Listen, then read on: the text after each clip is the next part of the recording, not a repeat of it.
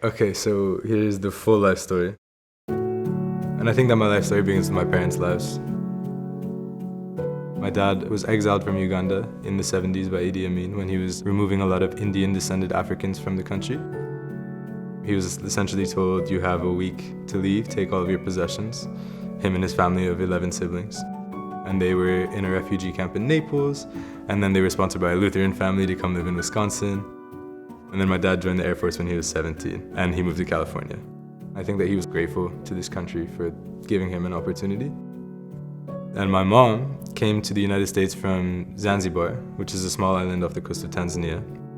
And she came for education because her aunt lived here already.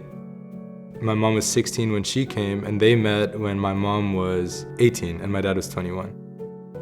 Years later, they had my sister. Years later, they had me. I was born in Southern California, in Riverside, in '96. And then when I was 5, my dad was stationed in Oman, and I'd never heard of Oman before. I'm a 5-year-old from California. So we moved when I was 5 to Oman, stayed there for 3 years, and then when I was 8, we moved to Jordan, where I stayed until I was 18. The first time I remember really registering or picking up on the fact that there's people in this world who have very good circumstances and very bad circumstances was on a trip to India.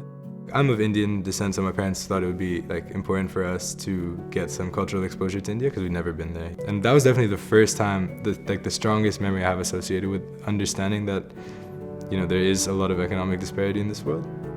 This whole idea of being numb to people and their circumstances, you don't need to go to a foreign place.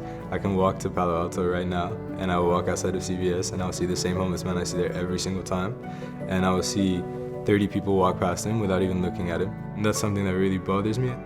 I wish that more people felt this way, because to me it's like there's people with $1 billion in their pocket, and then there's people starving on the street, and that just doesn't sit well.